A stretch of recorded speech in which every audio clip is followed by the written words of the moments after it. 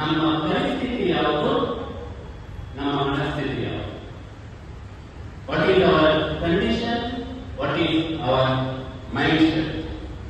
ಇದರ ಬಗ್ಗೆ ಮಾತಾಡಲಿಕ್ಕೆ ಪ್ರಜಾಪ್ರಭುತ್ವ ಎನ್ನುವಂತಹ ಟಾಪಿಕ್. ಪ್ರಜಾತಂತ್ರ ಉತ್ತರ, ಪ್ರಜಾತಂತ್ರ ಪ್ರಶ್ನೆ ಅಲ್ಲ. ಯಾವ ಪ್ರಶ್ನೆಗಳಿಗೆ ಉತ್ತರವಾಗಿ ಪ್ರಜಾತಂತ್ರ ಬೆಳೆದಿದೆ ಎನ್ನುವುದನ್ನು ಮತ್ತೆ ವಿವರಿಸಲಿಕ್ಕೆ ಇನ್ನೊಂದು ಸಣ್ಣ ಕಥೆ. ಒಂದು ಊರಲ್ಲಿ ಒಬ್ಬ ಅರಸ ಗುಣಪಡಿಸಲಾಗದ ರೋಗದಿಂದ ನರಳುತ್ತಾನೆ.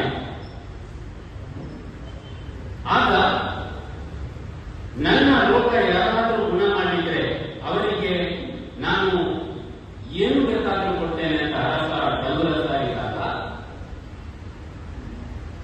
ಒಬ್ಬ ಬರ್ತಾನೆ, ಪಂಡಿತ, ನಿನ್ನ ರೋಗ ನಾನು ಗುಣಪಡಿಸ್ತೇನೆ, ಆದರೆ ಅದಕ್ಕೆ ಮಾತ್ರ ನೀನು ಗಂಭೀರ ಬೆಲೆಯನ್ನು ಕೊಡಬೇಕಾಗುತ್ತದೆ. ಯಾವ ಬೆಲೆ ಆದರೂ ಸರಿ ನನ್ನ ರೋಗ ಗುಣ ಆಗಬೇಕು ಅಂತ ಹೇಳಿದಾಗ, ಈ ನಿನ್ನ ಸಾಮ್ರಾಜ್ಯದಲ್ಲಿ 7 ವರ್ಷಕ್ಕಿಂತ ಕೆಳಗಿನ ಮಕ್ಕಳು ಯಾರಿದ್ದಾರೆ ಅವರ ತಲೆ ಕಡಿಬೇಕು, ಅವರ ರಕ್ತದಲ್ಲಿ ನೀನು ಸ್ನಾನ ಮಾಡಬೇಕು ಅಂತ ಪಂಡಿತ ಹೇಳಿದಾಗ, ರೈತ ತನ್ನ ರೋಗ ಗುಣ ಆಗಬೇಕಾದ್ರೆ ಸರಿ ನಾನು ತಲೆ ಕಡಿತೇನೆ ಅಂತ ಆದೇಶ ಕೊಡ್ತಾನೆ ಮಕ್ಕಳ ತಲೆ ಕಡಿಯಕ್ಕೆ.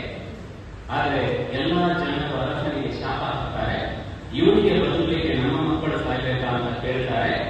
ಆಗ ಅರಸ ರಾತ್ರಿ ಮಲಗಿ ಯೋಚನೆ ಮಾಡ್ತಾನೆ, ನಾನು ಒಬ್ಬ ಬದುಕಲಿಕ್ಕೆ ಇಷ್ಟು ಮಕ್ಕಳು ಸಾಯ್ಬೇಕ, ಅದರ ಬದಲಿಗೆ ನಾನೊಬ್ಬನೇ ಸತ್ರೆ ಸಾಕಾಗುತ್ತಿರುವ. ಯಾವಾಗ ಅರಸ ಮಕ್ಕಳ ಬಗ್ಗೆ ಯೋಚನೆ ಮಾಡ್ತಾನ, ಆಗ ಅವನ ರೋಗ ಗುಣ ಆಗ್ತದೆ. ಅರಸ ಯಾವಾಗ ಜನರು ಕೇಳಿದ ಪ್ರಶ್ನೆಗಳಿಗೆ ತನ್ನನ್ನು ತಾನು ವಿಮರ್ಶೆಗೆ ಒಡ್ಡಿಕೊಳ್ತಾನೆ, ಆಗ ಅರಸನ ರೋಗ ಗುಣ ಆಗ್ತದೆ. ಅದು ಅರಸ ಪ್ರಭುತ್ವ.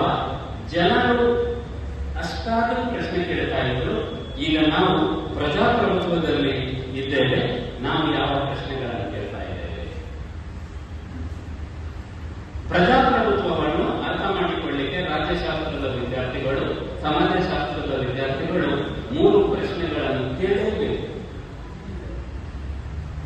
ಆ 3 ಪ್ರಶ್ನೆಗಳು ಯಾವುದಂತ ಹೇಳಿದ್ರೆ, ಸಂಪತ್ತನ್ನು ಯಾರು ನಿಯಂತ್ರಿಸ್ತಾರೆ, ಹೂ ಕಂಟ್ರೋಲ್ಸ್ ದ ವೆಲ್ತ್.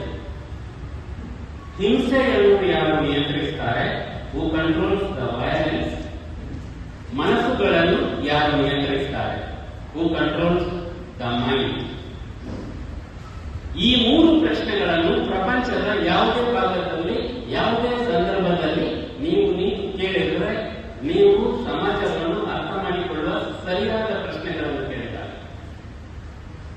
ಸಂಪತ್ತು ಯಾರ ಕೈಯಲ್ಲಿದೆ, ಹಿಂಸೆ ಯಾರ ಕೈಯಲ್ಲಿದೆ, ಮನಸ್ಸುಗಳು ಯಾರ ಕೈಯಲ್ಲಿದೆ.